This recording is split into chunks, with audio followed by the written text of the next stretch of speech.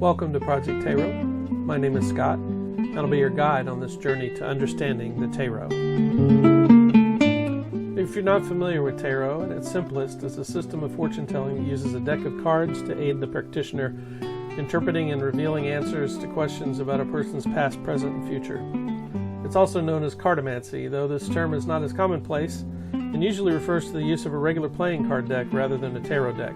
In either case, cartomancers and tarot readers say they're in touch with the spirit world, angels, or a timeless universal consciousness, and guided by these external powers in the selection and order of seemingly random tarot cards and their interpretation. For others, it goes deeper than that and can provide real therapeutic results as a tool for opening up people's subconscious minds for self-reflection. There's been a dark side of tarot as well. Scammers known to use the tarot to separate people from their money by saving the person from negative consequences of what they see in the cards, for a fee, of course. More recently, email scams soliciting services in the name of an established reader have been more common. Phishing schemes to separate people from their money. I created this channel to answer the questions I've had myself and the questions I've seen other people have about tarot. Why does one reader pick up on things in my life and another does not? Why is the coin suit called Pentacles in the Rider-Waite tarot deck? Is it a sin in my religion to use tarot cards? Where did tarot come from and how does it work? Will I see spirits if I use tarot cards? How do I avoid being scammed? I hope to answer all of these questions and many more. Oracles have been a central theme throughout history, and their advice has been sought by kings and queens of ancient times and in more recent times visited by the common people. More and more people are doing their own searching by picking up tarot cards and learning how to find answers for themselves as well. What does this mean in an era of science and computer automation when so many people today are interested in the metaphysical? Is this resurgence in mysticism and ancient practices a recurring theme in the human condition during stressful times of scientific advancement, of technology, and the evolution of human thought?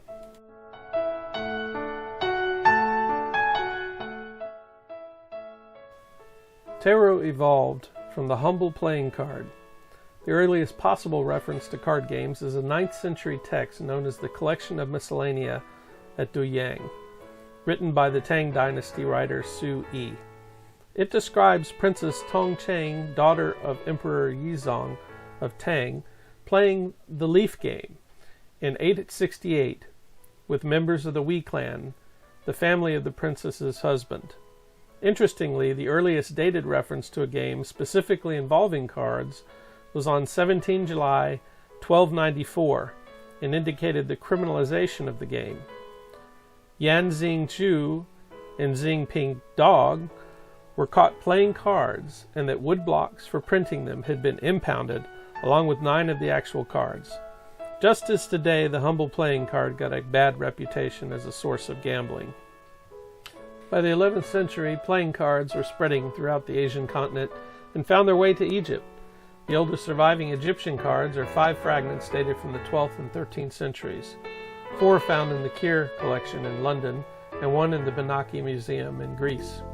Playing cards quickly found their way to Europe through trade between Spain, North Africa, and Italy and Egypt, and within 10 years of being introduced were widespread throughout the continent.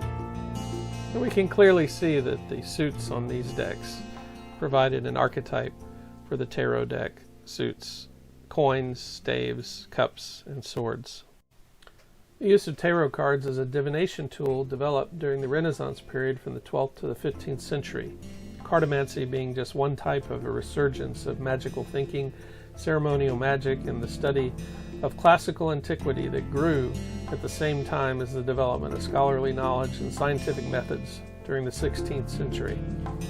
There was great uncertainty in distinguishing superstition and occultism between sound scholarship and religious ritual at this time. This combination led to witch hunts and turmoil of the Protestant Reformation that followed, a dark time in history. The tarot playing card decks developed in the English-speaking world from an early playing card system developed in Europe in the 1300s for royalty. who were the only people able to afford to have a handmade deck created by painters and artisans of the day. Oftentimes, the royal suits represented the patrons of the creators of the cards.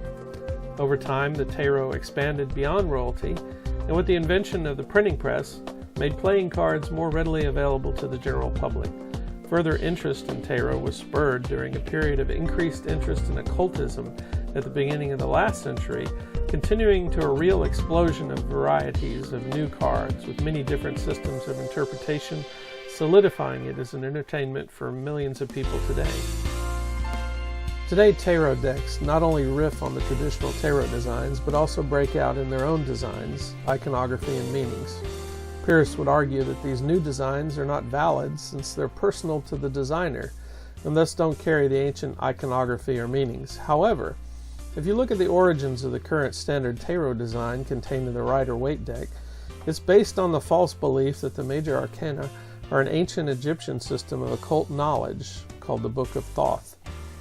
This was a fabrication of the French author, mason, and self-styled Egyptologist Antoine Court de Gebelin in the 1700s, later disproved with the discovery of the Rosetta Stone and resulting decryption of Egyptian hieroglyphs to correct spoken language, which did not match Gebelin's translations at all. Yet it was absorbed as factual by the Hermetic Order of the Golden Dawn as a centerpiece of their system of magic. Given the Golden Dawn based their esoteric beliefs on a fallacy, and the group imploded and no longer exists, I believe there's plenty of room for both old and new cards and systems of interpretation. And while I will focus on the traditional Rider-Waite deck, I will stray from time to time to observe and use different decks for interest and edification, since they are just as valid as any other system as far as I'm concerned. In the end, I want to help you understand the tarot to remove the fog surrounding it, so that you can make intelligent choices about what you see online, at your local fortune teller, or for your own use if thinking about picking up a pack of cards. Is it simply a fun game to play? Is there more substance to it that can be a positive in your life? Or is it an evil thing to be avoided? So join me for weekly videos and look at my public playlist for additional curated content, starting with the list of tarot channels with over 100,000 and over 500,000 subscribers to familiarize yourself with tarot on YouTube. Don't forget to click like, the notification bell, and subscribe to the channel for updates. The more we learn, the larger the universe grows for us all in a virtuous cycle.